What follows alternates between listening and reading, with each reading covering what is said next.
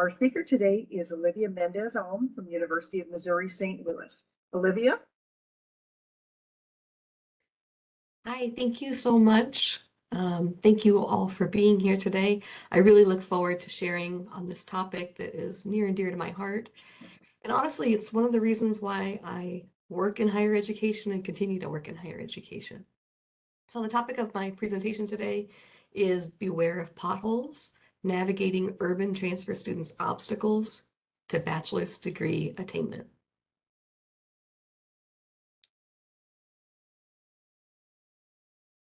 So today's agenda, I'll go through a brief introduction of myself.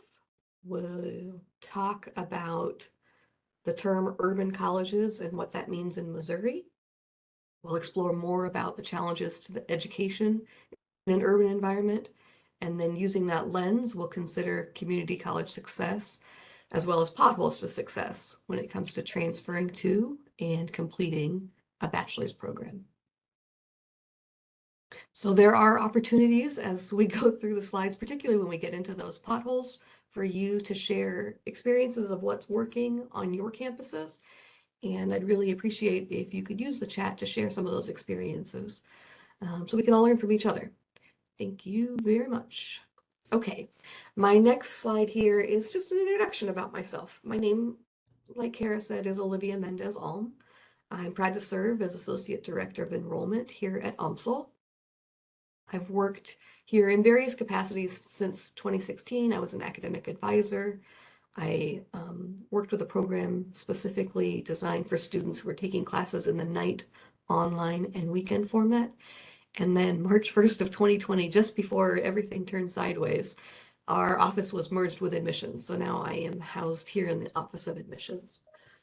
I currently work on projects that are related to transfer student admission, transfer and articulation agreements. I work with non-traditional student populations, including online students, adult students, and returning learners. Before moving to Missouri, I actually lived in California, and I worked at a small private college in Oakland in a couple of different roles related to admissions and then to student success and retention. While I was working there, my passion for college access just exploded. And I earned a master's degree in urban education. It was a unique program in which we studied the joys and well as the challenges that are inherent to the educational system in urban areas. So using that lens and that background, we're going to move forward. To set the mood today, I want to share this quote about the role that urban colleges play in our nation so that you can see just how vital it is that we understand and address the challenges that our students face. So today's urban college is at the front line, leading efforts to overcome the persistent and entrenched racial, educational, economic, and social inequities that threaten the vitality of our cities and our nation's democratic principles. It's a big lift, and we're all part of it, so thank you.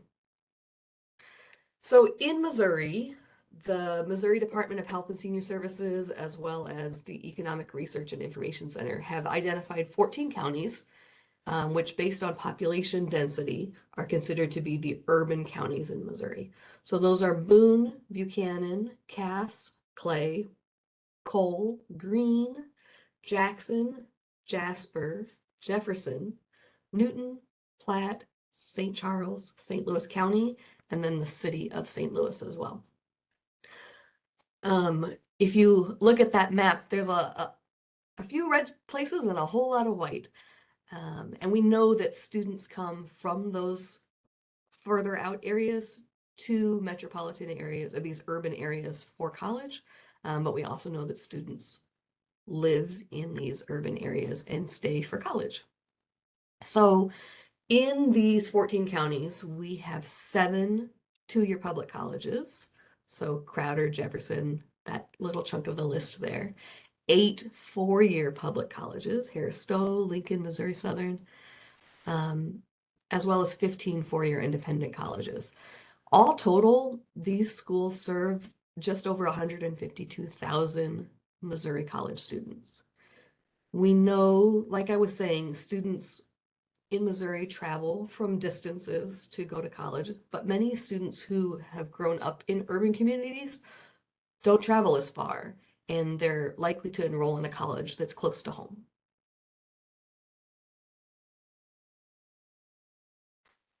So education systems in urban environments face unique challenges that aren't experienced at the same rate in suburban and rural schools. These challenges aren't just in the K-12 environment. While they're not confined to K-12 system, many urban students have had their educational foundations in this environment. And while these factors are certainly not an issue at every urban school or for every student, and these are not challenges that only exist in urban schools, often they coexist and they play a role in the educational foundations that students have growing up in an urban environment. So we're going to start with poverty. Living in poverty affects all areas of life, including education. Language learners. New immigrants congregate in urban areas, and so students may need to learn a language that's not their home language to be able to participate in school. School changes. If you are facing housing instability, that can cause frequent school and even district changes. And so when you're changing schools and you're changing districts, you're changing expectations, you're changing rules, you're losing some continuity in your education. Along with that is learning disabilities, but more importantly, undiagnosed or unidentified learning disabilities. If a student has changed schools frequently, if a family does not have the educational background to understand these differences, learning disabilities may go undiagnosed, or if they are diagnosed, they may have inconsistent support and inconsistent accommodations as students move through their education. Often schools in urban environments are underfunded. There's low teacher retention, less control of curriculum, and limited resources. And so those all affect the continuity of a student's experience. One of the projects that I worked on in grad school was related to high school teaching in Oakland. So Oakland, California is like St. Louis, a very diverse, very rich, historically urban environment. And we had a long-running program, a long-running research study in my program, looking at the use of long-term subs as primary teachers for high school students. And one of the courses that we identified was this first year Spanish course that students were taking at one of our public high schools. And that class had had a long-term sub for 3 years, a variety of long-term subs, but always a long-term sub. And sometimes that long-term sub didn't even speak Spanish. So here they are teaching a Spanish class, and they don't even really understand the curriculum. So how is that experience for that student who now needs to go on to their second level of Spanish or their third level of Spanish? Did they have the foundation that they needed? And how much of that is due to the funding situation and the teaching situation at the school that they attended? It has nothing to do with the student and their willingness to learn or their ability to learn. It has everything to do with the structure that they are existing within. Behavior issues. Unfortunately, behavior issues exist all over the place, but absenteeism, classroom discipline, even weapons on campus, all disrupt learning. And unfortunately, these are very prevalent in urban environments. Family education. Families with lower education completion are less likely to be able to support struggling students. Often they don't place the same emphasis on making sure homework is done as other families may. And lastly is outside commitments. So students in urban areas often have work or family care requirements that distract from school. If your teacher assigns a 7-page essay that you should be working on every night, you may want to do that, but if you need to take care of your siblings because your parents are working a late shift and you need to make sure that they're getting their homework done and getting baths and dinner and bed and all of those things, your essay gets pushed aside. Maybe you need to work to help support your family. Clearly, earning money is more important in your family's health and well-being than you finishing that 7-page essay. So sometimes those are things that we don't necessarily think about when we think about our students as college students. Those foundations that they had are very important because that's framed who they are as students, and that's the lens through which they view their education moving forward. So this is our urban experience lens. We have looked at these challenges to urban education, and we're going to use this lens as we explore in future slides. Okay, community colleges. When we consider all the post-secondary opportunities, community colleges in urban areas, particularly those with open enrollment, enroll and educate the lion's share of low-income youth. They serve large populations of immigrants who are seeking to develop skills, connect with others, expand opportunities here in the United States. And they also serve a large proportion of students from minority groups that are traditionally underrepresented in higher education. These community colleges are also charged with upskilling and reskilling our nation's workforce. We know that college can make a difference in the wealth of a family, can make a difference in generations of a family. Those ripples spread, making generational changes to whole communities. Stemming the spread of poverty among these various groups in order to reverse the growing disparity in wealth and income are arguably one of the most important tasks that we take on as educators. It's a really big lift, and we're all doing our own parts. So in Missouri, our community college system does an amazing job of serving a wide variety of students in numerous ways. And some of the ways that we serve our students aren't reflected on all those official reports, but nonetheless, the work is still being done. Of course, we are hoping to create students who are transfer ready to move on to a bachelor's program. We're also helping students become career ready. For some students, the bachelor's degree is not their next step, and they're looking to get out into the workforce immediately.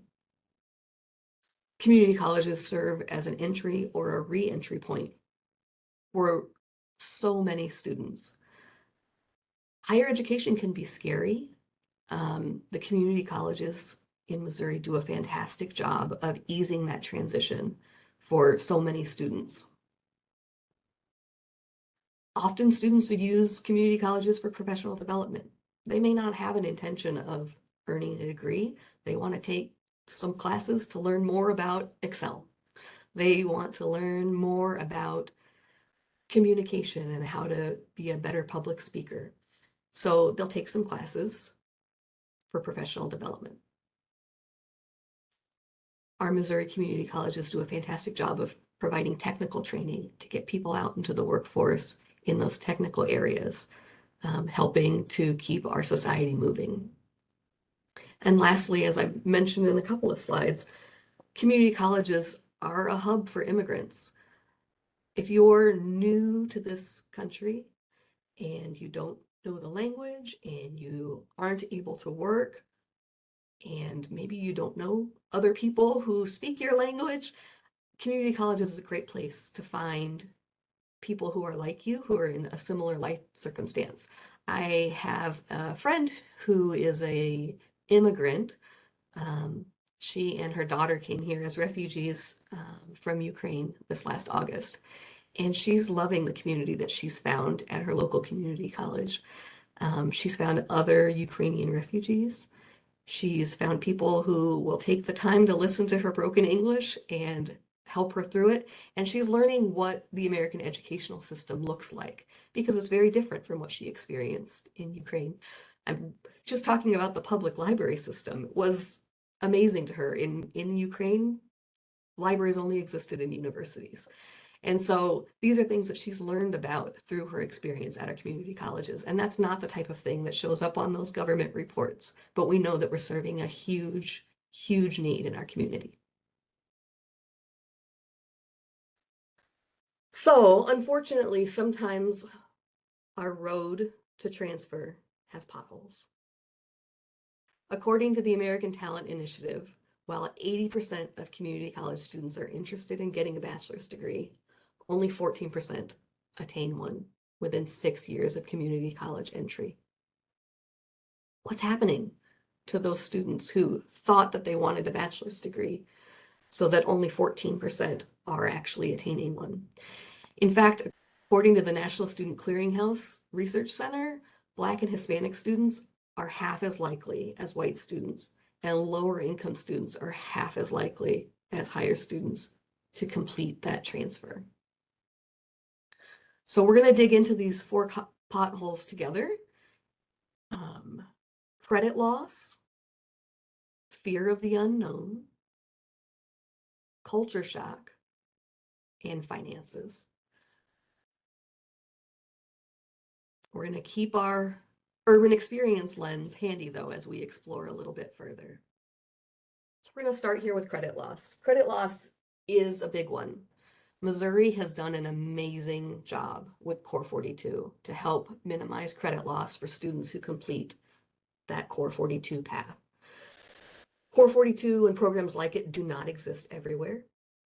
And when they are established, they really do help to smooth that road for so many community college students.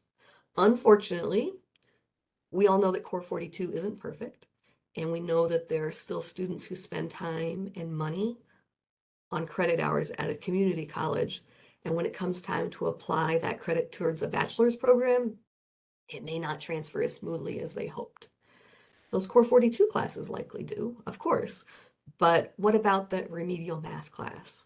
What about the career-focused degree courses that you took? So sometimes those courses are accepted to the program, but they don't really have a home in that bachelor's degree. So they might just count as an elective, but maybe that major doesn't actually need electives, and sometimes they don't count altogether. Students may not have initially planned on attending a bachelor's program, and so the coursework that they took before they made that choice may not be a smooth transfer.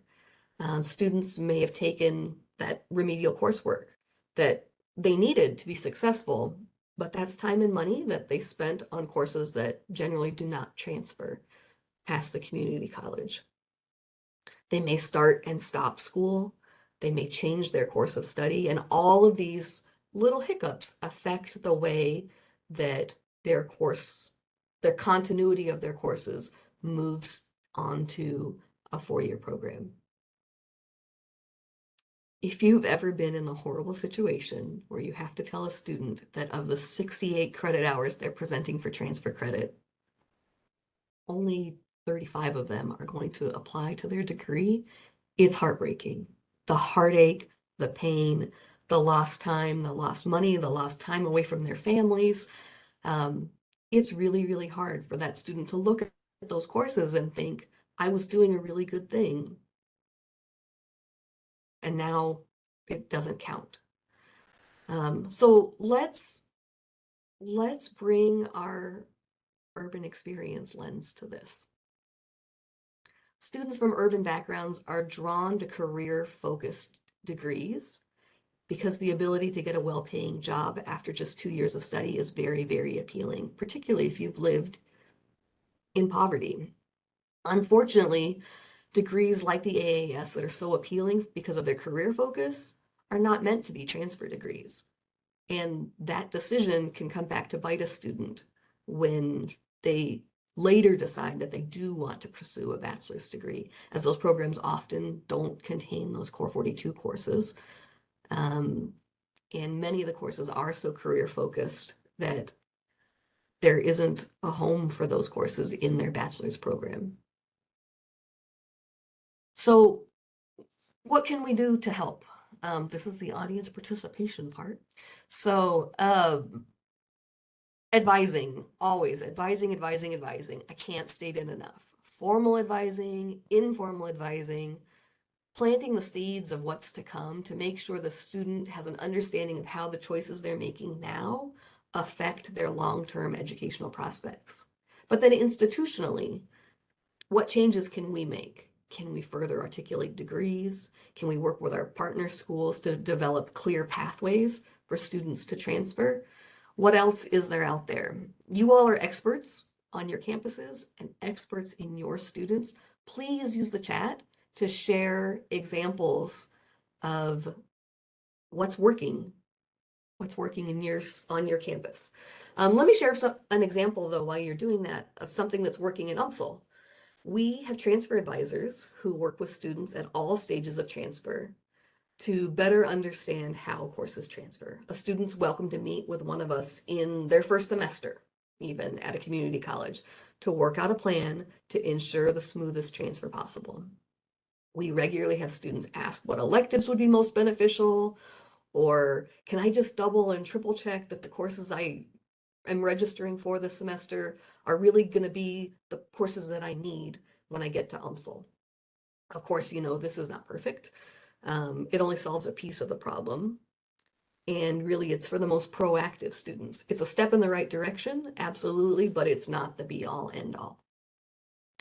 Are there any suggestions in the chat? I can't actually see the chat, I'm realizing. Are there any suggestions in the chat of things that are working on other campuses?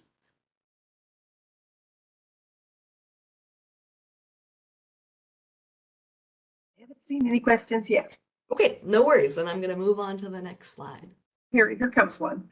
Here comes one. From Laura Winter, Purpose First Guided Pathways Approach. Clear pathways, early integration of career and academic advice. See, that's wonderful. That's exactly what we need, is that mindset of helping students see beyond the immediate, the semester that they're enrolled in, the week of classes that they're enrolled in.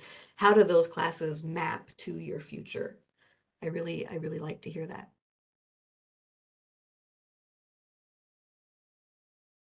I'm going to move on to our next pothole.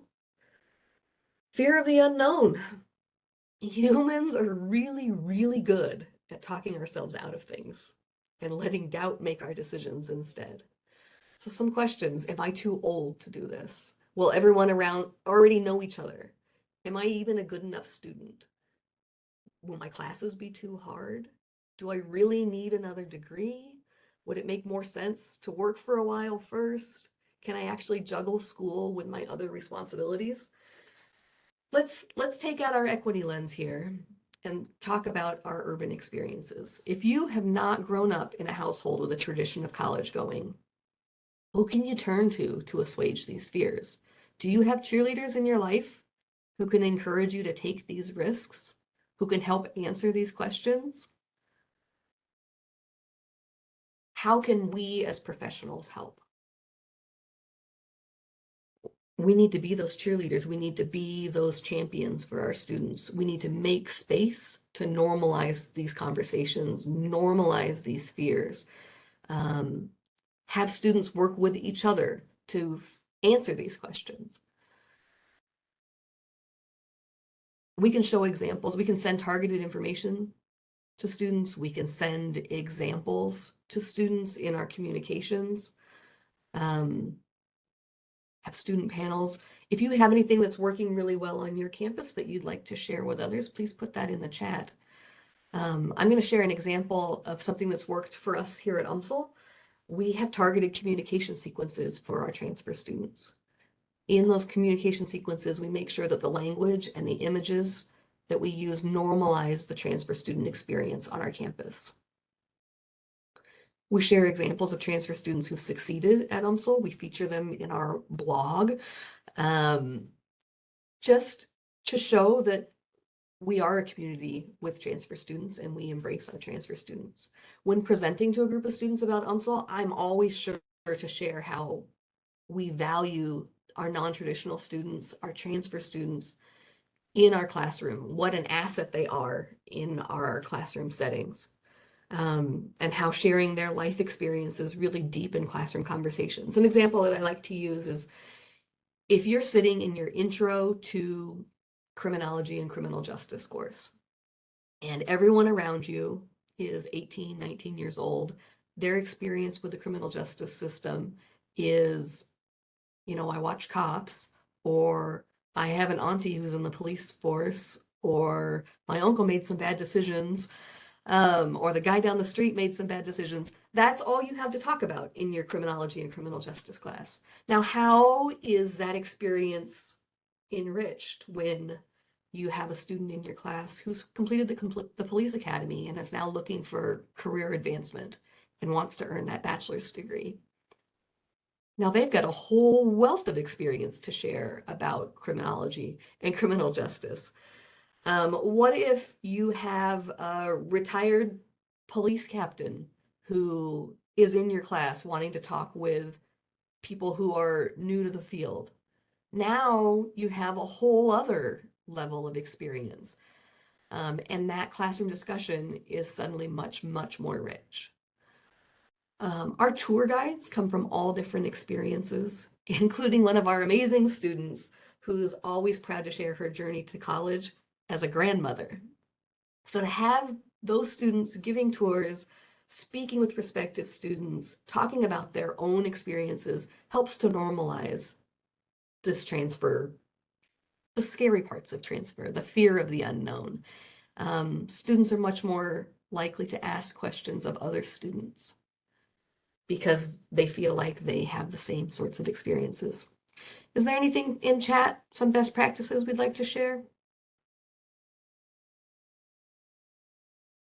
I haven't seen anything yet, but I would like to ask about your students that do the touring. I had the pleasure of riding with one of those students and had a fabulous experience drawing that person out. How did you start that program? What resources did you have to bring to bear to bring that to fruition on your campus? Yeah, absolutely. So we've had Triton leaders on we're UMSL Tritons. We've had Triton leaders on our campus for a very long time, and they've served in a lot of different roles. They help with orientation, they help with our tour programming, they help run our welcome center, and it's often their work study students.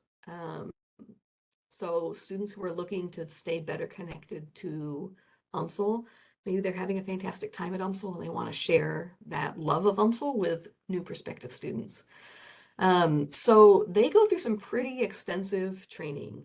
They have presentations from areas all over campus talking about, simple things like how do you use the bookstore? What's a book voucher? How does that work? Because maybe that individual tour guide hasn't had that experience themselves. But they need to be able to share that with other students, and they need to know where their resources are if they don't have the answer themselves. I'm really, really proud of that program. We have an amazing team that oversees our student employees.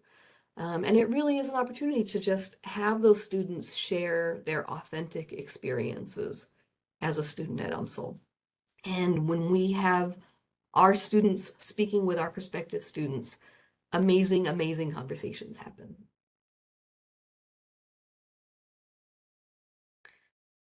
Thank you. I did have another question or Sure. another idea from the chat. Yep. Christy Holsinger suggests an idea, and she says in parentheses, not implemented. Peer mentors have for FTC students, but not for transfer or adult learners. Absolutely. Peer mentors, I think, is a suggestion on my next slide as well. But it's that getting students talking with other students. You're much more likely to ask another student a question than you are to ask a grown-up professional who seems to have all the answers. They're scary. Other students are not nearly as scary, especially when you're new to college and you're trying to build a community around you. Other students are a fantastic resource. The important thing, though, with peer mentoring programs and with our Triton Leader program is to make sure that you have enough educated students serving in those roles. Because students will get information from other students, whether it's correct or not. They're going to look to their peers first for information.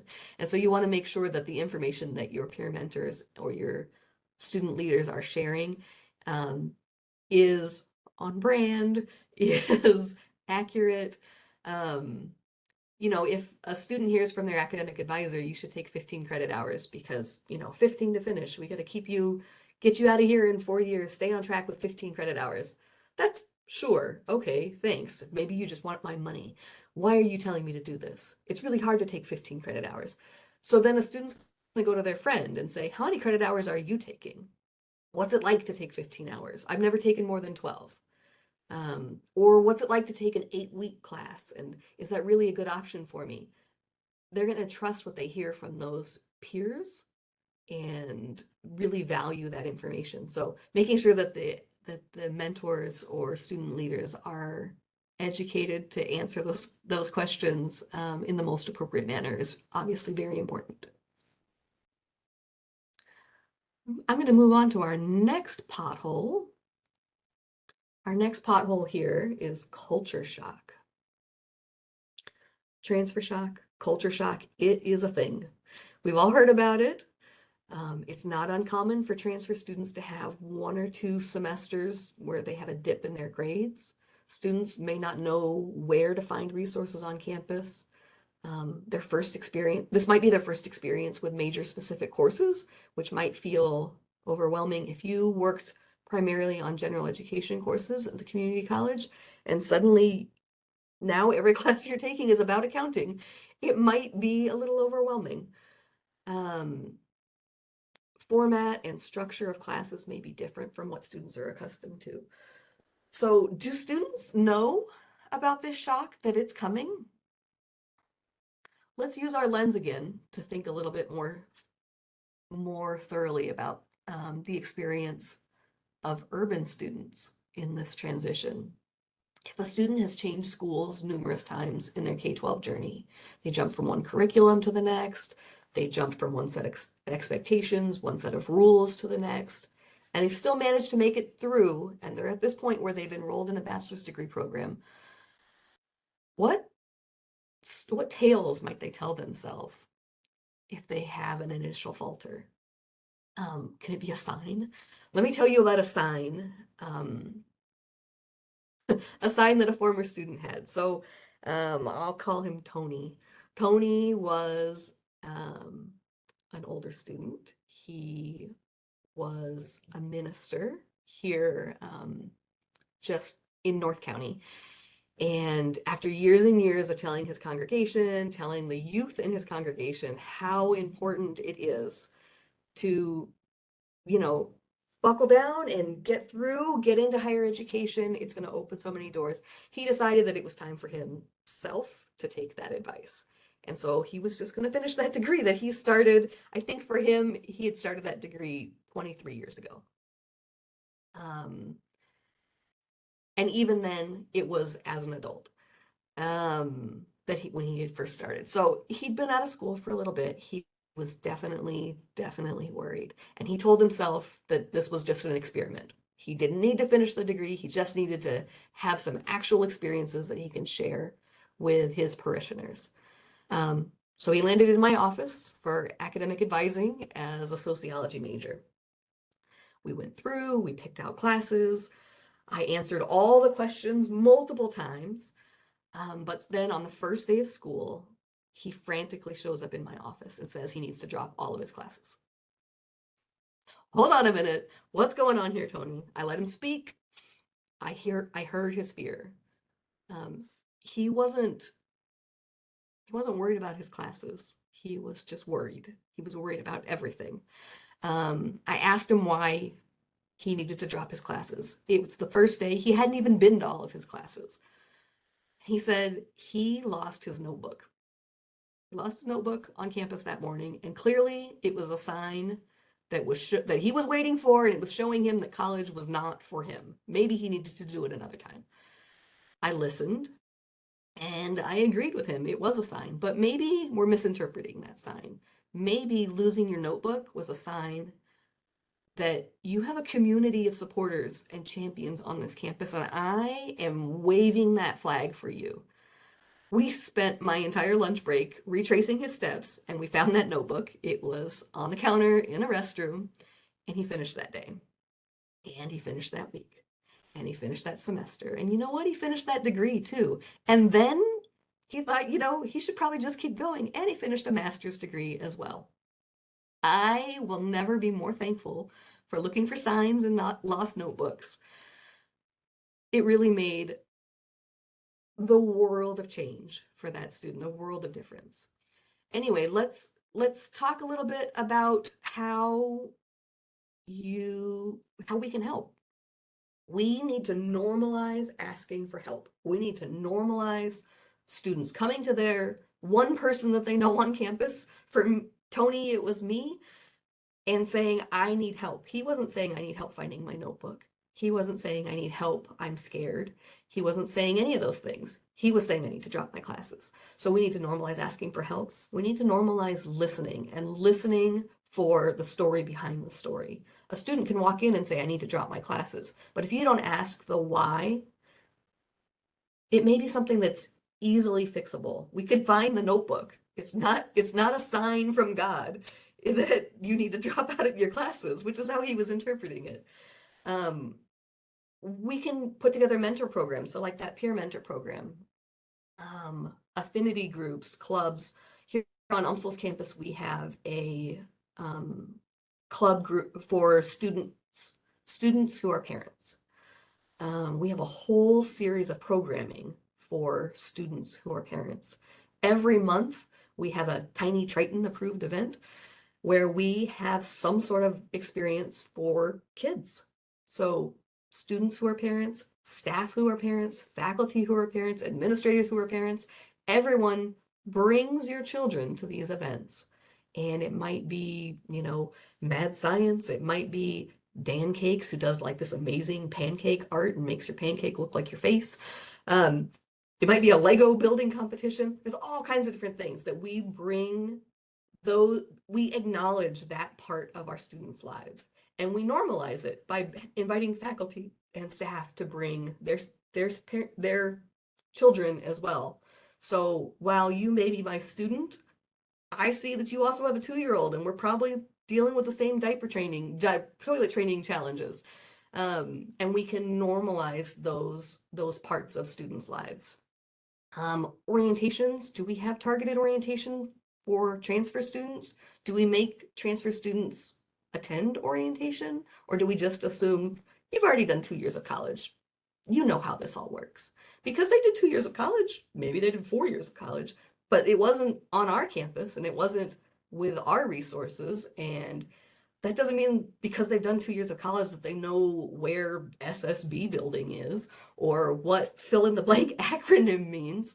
How do we make sure that we really integrate transfer students into our processes so that they can know their support systems from the very beginning, and they don't need to wait until they're struggling to find somebody to help them. Does anybody have any suggestions of things that you do on your campus, or that you've done, or you've seen done or read about, or wouldn't it be amazing if, as a way to help students with this culture shock? So like I said, we've got this Tiny Tritons program that is really well embraced. But we also, along with that, have some of our campus social workers who work with those students who are parents to talk about resources in the community beyond UMSL that may be beneficial to them while they are parenting and studenting at the same time.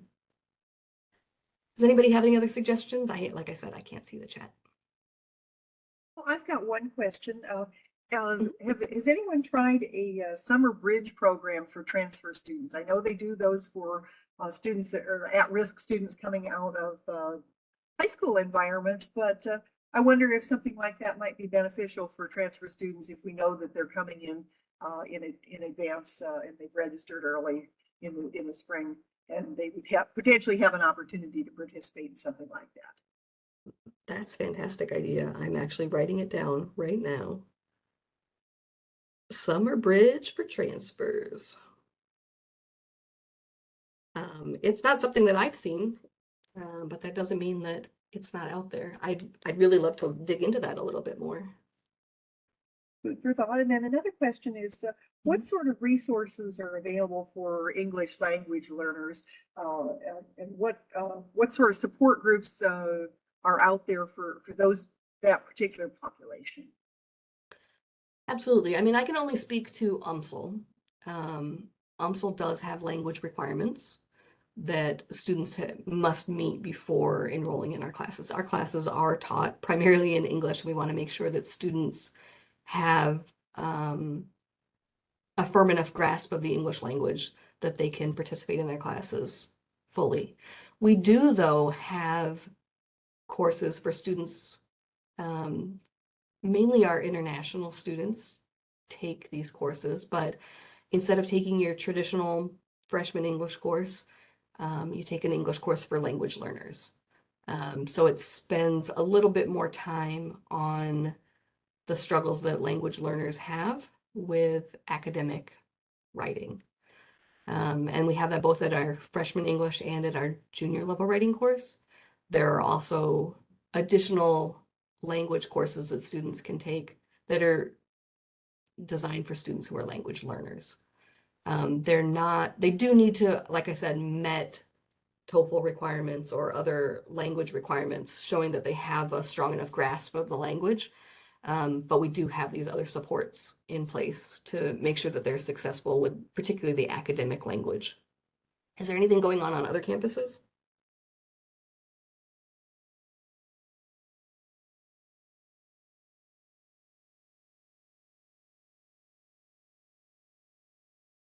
Well, thank Well, you, Lydia.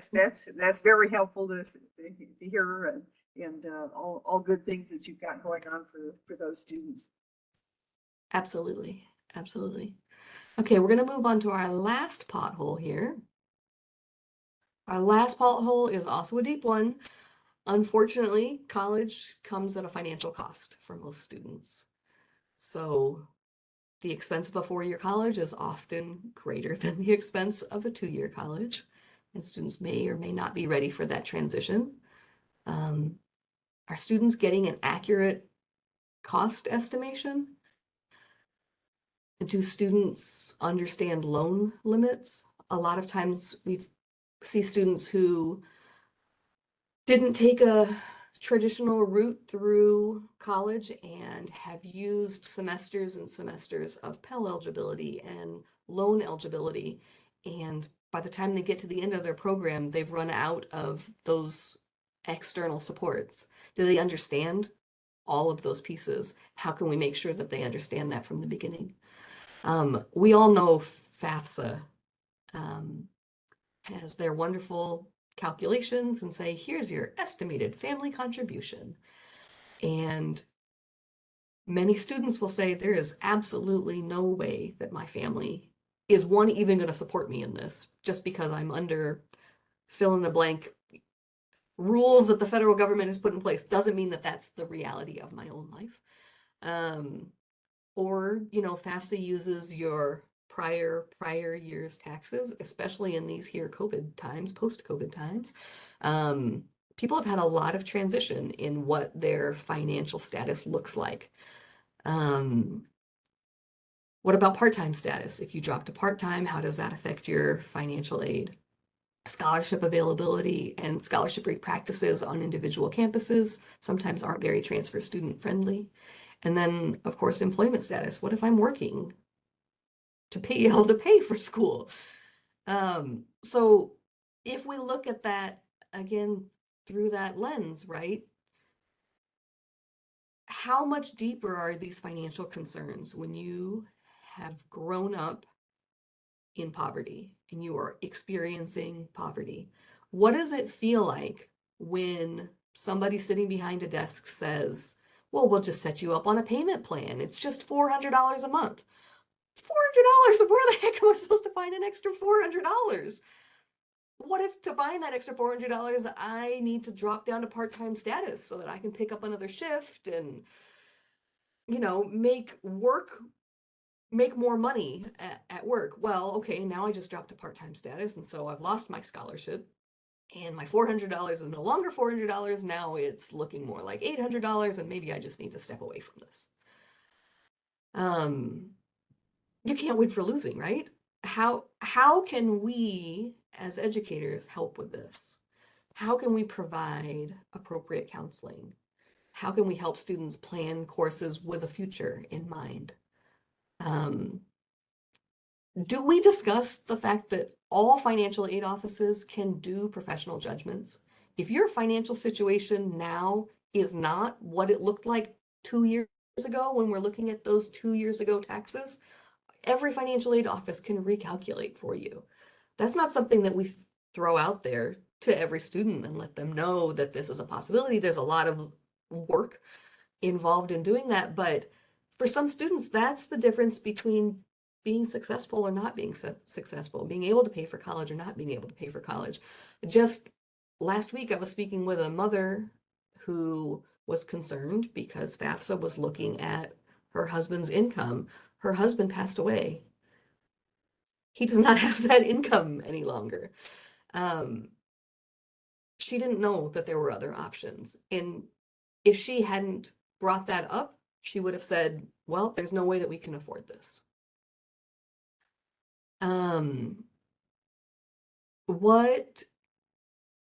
What educational sessions do we offer financial management? Do we depend just on loan counseling to fill in all the gaps?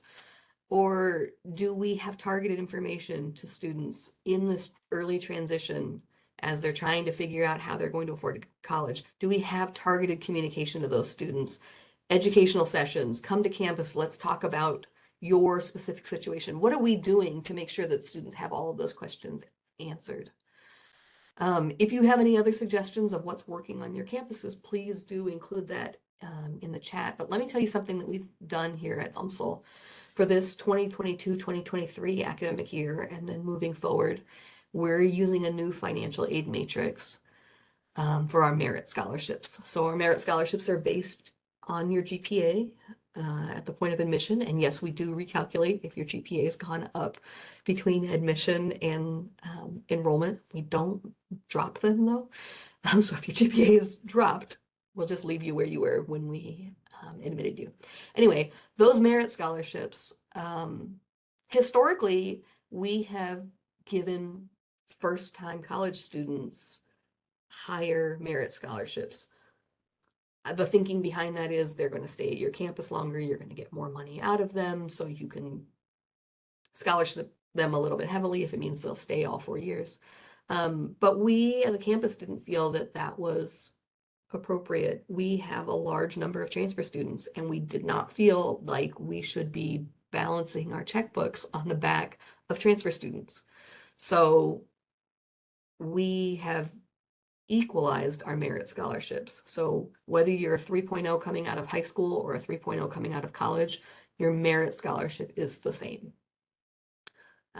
We felt that that was important to our students. It was important to the community on our campus, and we wanted to make sure to make that happen.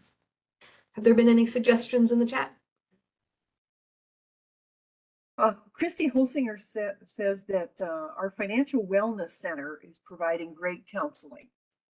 Oh, I love it. I don't know what campus you're at, but a financial wellness center is a phenomenal idea.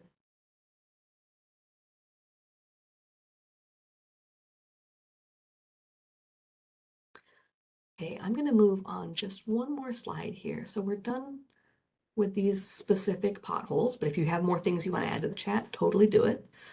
And I want to talk a little bit about these dimensions of adjustment.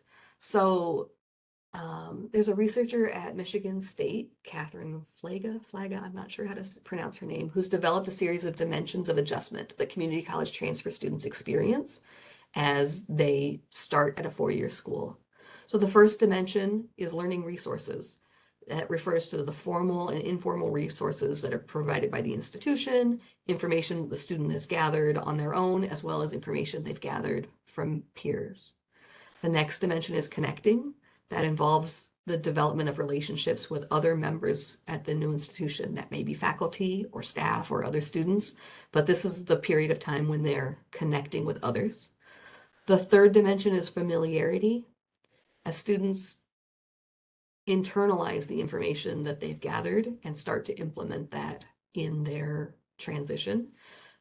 Next is negotiating. That involves students adjusting their behavior and their surroundings as necessary in order to be successful. So maybe they'll sit in the same seat each day in class so that they can build a comfortable relationship with the people who sit around them. And then the last section is integrating. And that's the developmental change that results from this whole process in relation to the students' different environments, academic environments, social environment, and then the physical environment of the institution itself. So those are all things we need to think about, that of those dimensions of how students gather information and use that to become comfortable in their new environment. We need to look at it from an equity lens. We need to look at it from an institutional lens, and how are we supporting our students as they move through the process. So lastly, where do we go from here? What actions can you personally take? Who can you advocate for? What can you advocate for? Was there anything that made you stop and think? Think right now about somebody that you can discuss this with. How can you continue this conversation on your campus? We are the ones with shovels and asphalt, and we are filling potholes for students. All of us here on this call today. Put on your hard hat and start asking the questions. Start advocating for change. Start driving that road paving truck. It's the change that our communities deserve, and we're all taking turns driving this truck. Thank you all for your time today. I really appreciate you being here. If you have any questions and you want to reach out, here's my contact information. I'm happy to connect in any way. I even have some suggested readings if you'd like to explore a little bit more. And I'd be happy to share some of the sources that I used in my presentation. So thank you all. Are there any questions, Kara? Well, thank you, Olivia. That's been a wonderful presentation. We're so appreciative for having you. I do have another question. Thinking back to your pothole of culture shock, how has hybrid learning changed culture shock for the urban students in this post-COVID environment? Absolutely. This post-COVID environment has brought a lot of challenges. Not everyone had the same experiences with going to school remotely. Not every school district managed it the same way. Not every institution managed it the same way. And so hybrid learning is absolutely wonderful in that students can attend college from home. They can still interact with their classmates, but there are a lot of potholes, I guess, to it as well. It's really difficult for students to meet other students if they're not physically on campus, if they're not sitting next to somebody. It's the same experience that we all have as professionals. You know, you have a meeting that starts at 9 o'clock, but definitely at 8:58, you're talking about, what'd you do this weekend? And, oh, your kids are getting so big. And students aren't having those opportunities if they're taking their classes completely remotely. Or at least not in the same way. And so how does that affect that transition that we were talking about as they go through those different stages? But it is a huge benefit to students who can't take time out of their work day to come to campus, but can take time in the evenings to work on their classes. UMSL's pretty hybrid still. We have a lot of on-campus classes and a lot of online classes, and we have some classes that are synchronous online, which at least offers the opportunity for breakout rooms and things like that. anyway, it's definitely something that I'm looking forward to the research as people are learning what higher education looks like in this post-COVID environment. Well, thank you. I do have one comment that came in from Laura Winter. She says, thank you so much. Great framing of transfer issues and strategies to address barriers. So Oh, thank you. with that in mind, I just want to reach out and say thank you. We're so appreciative for having you, and knowing that you're doing some outstanding work with your colleagues at UMSL, and hopefully all of our participants will be able to garner some information from this session and find something that they can take away and use on their own campus or in their own network. Wonderful. Thank you all again for being here. I really appreciate the time that we've spent together.